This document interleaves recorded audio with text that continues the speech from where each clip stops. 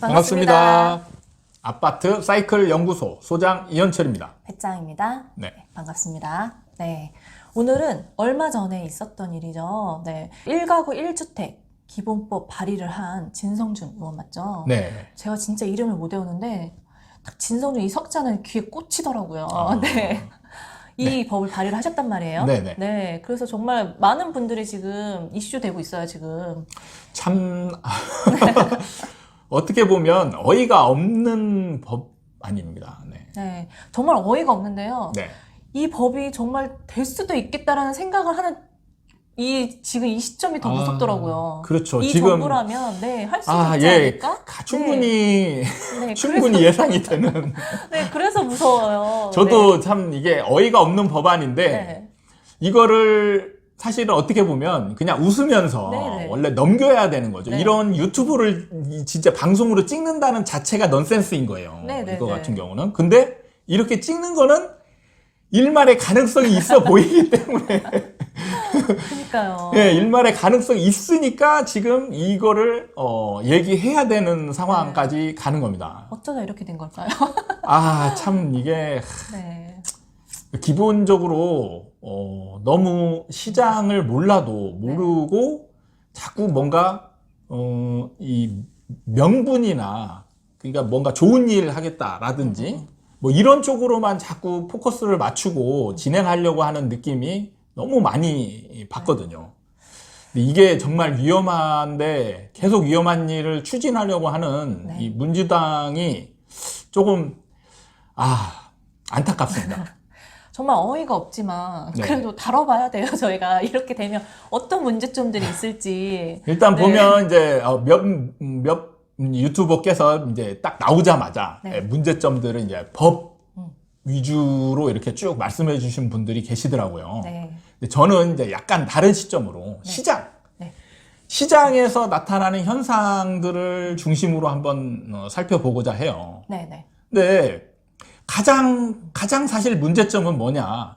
이게 1가구 1주택법을 이제 발의를 해서 이게 만약에 법이 통과된다면 다주택자가 이제 되는 거를 최대한 막고자 하는 거잖아요. 네. 그리고 이제 온 국민이 최대한 1주택을 소유하자 이런 거거든요. 네. 그런데 사기 싫은 사람은 어떻게 하죠? 다들 생각 못했네요. 다들 그냥 뭐 이제 사고자 하는 사람들을 말리는 것만 막 이거는 재산 침해다 뭐 이런 얘기만 하는데 저는 이제 다른 시각으로 봐서 지금 사기 싫은 사람 있거든요. 지금 아직도 안 사는 사람도 있거든요. 네. 지금 사기 싫은 사람은 어떻게 할 거예요? 네? 사기 싫은 사람은 이게 제가 볼 때는 이게 더 문제거든요. 사기 싫은 사람 같은 경우는 지금 이 자본주의 체제에서 안 살 수 있는 거 아닙니까? 그렇죠. 안 살 권리도 있는 거죠. 사기 싫은 사람은 지금까지는요. 사기 싫어도 충분히 거주하는데 문제가 없었습니다. 그렇죠. 전세도 있고. 임대가 이렇게 많이 나와 있으니까. 네. 그런데 문제는 1가구 1주택 법안이 발의되고 이게 통과되는 순간 문제는 이제 다주택자들을 막아야 된단 말이에요. 네. 다주택자의 이 문제점은 뭐냐면 실제로 우리나라 임대 물건은 이 다주택자가 거의 90%를 담당을 했거든요. 네. 그러니까 이 사람들이 내 집 한 채 거주하면서 한 채, 두 채 더 사가지고 이걸 임대를 놨어요. 네. 임대를 놔서 지금 집을 안 사고자 하는 사람들이 문제없이 거주를 할 수 있게 지금 마련이 되어 있단 말이에요. 네. 근데 이 다주택자들이 집을 안 사게 되면 임대 놓을 물건들이 없어지잖아요. 그렇죠. 그리고 집을 안 사고자 하는 사람한테 강제로 사게 할 수는 없잖아요. 그렇죠. 근데 살 집은 없네요. 네, 그러니까 이 사람이 이제 거주할 집이 없어지는 거예요. 그렇게 되면 그걸 국가가 책임질 건지 국가가 이걸 완전히 책임진다라면 문제 없을 수도 있죠. 그러면 이제 남은 집들이 이제 어떻게 처리되느냐는 또 국가가 할 문제고. 그런데 사실 그 기간 국가가 임대 물건을 무한정 공급할 수가 없거든요. 그렇죠. 비용과 땅 문제가 있습니다. 그러면은 이 물건들을 이 수요가 충분하게 있을 만큼 공급을 해주려면 네. 많은 기간이 소요가 된단 말이에요. 네. 지금은 공공주택에서 지금 이 민간 임대를 담당하고 있는 부분이 굉장히 미흡하거든요. 네. 그러면 이 기간 동안 이분들은 어디에서 거주를 할 건지. 얘기를 할수록 답이 안 나오는데. 아니 이런 기본 대책도 세워놓지 않고 일단 법안부터 그냥 쫙 해놓고 그 다음에 하나씩 마련해 나가자 이런 생각은 정말 이 어떤 발상인지 자체를 모르겠어요.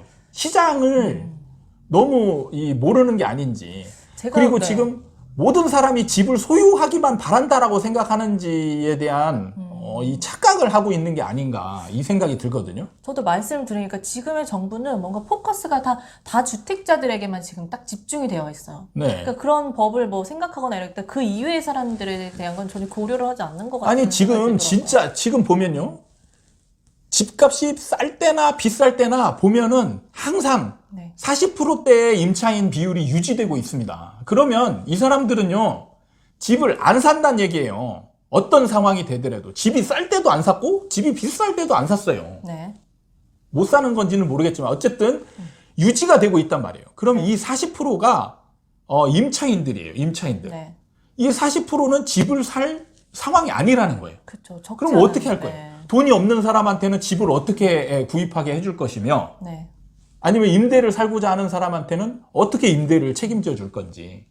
이런 기본적인 구체적인 계획 법안이나 이런 것들을 마련해 놓지 않고 일단 1가구 1주택 법안을 그냥 꽝 내지르기만 하면 되는지. 네.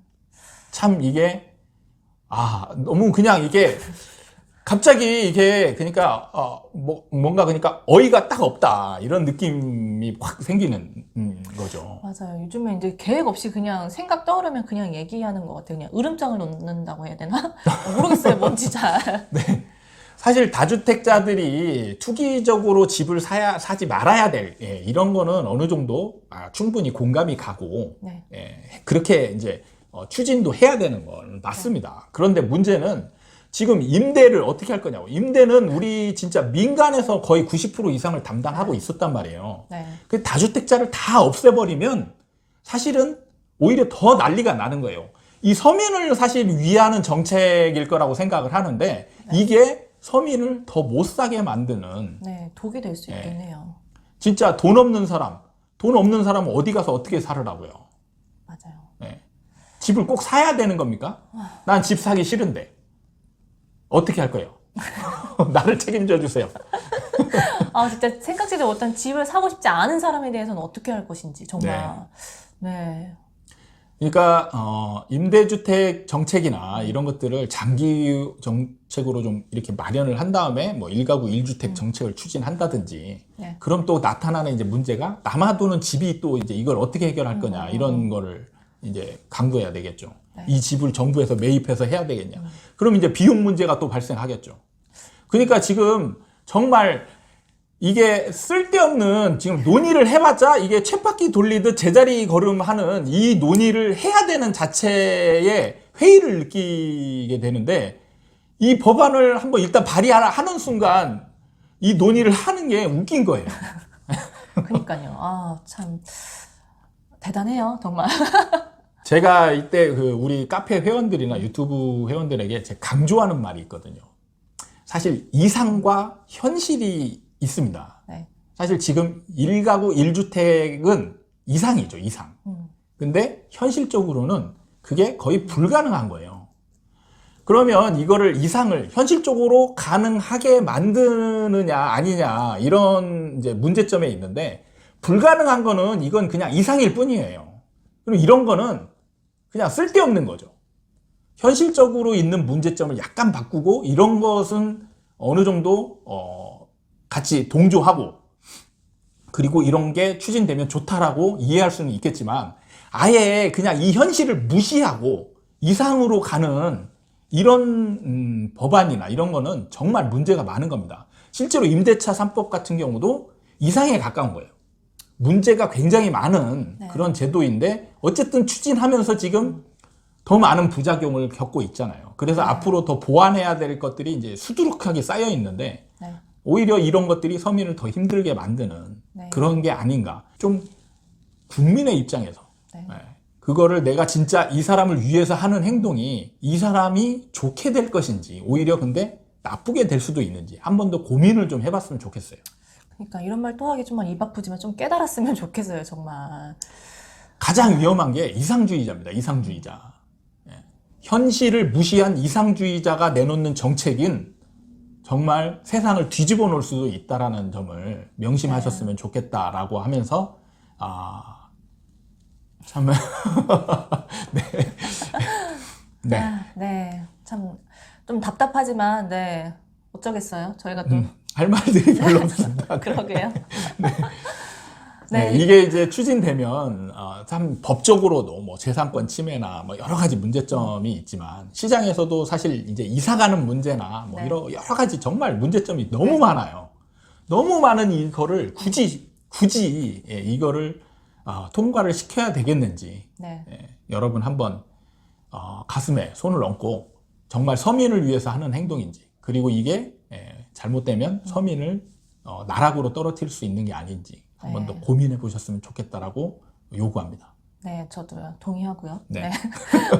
오늘 영상 이렇게 마무리하고요. 네. 네, 다음에 또 찾아뵙도록 하겠습니다. 감사합니다.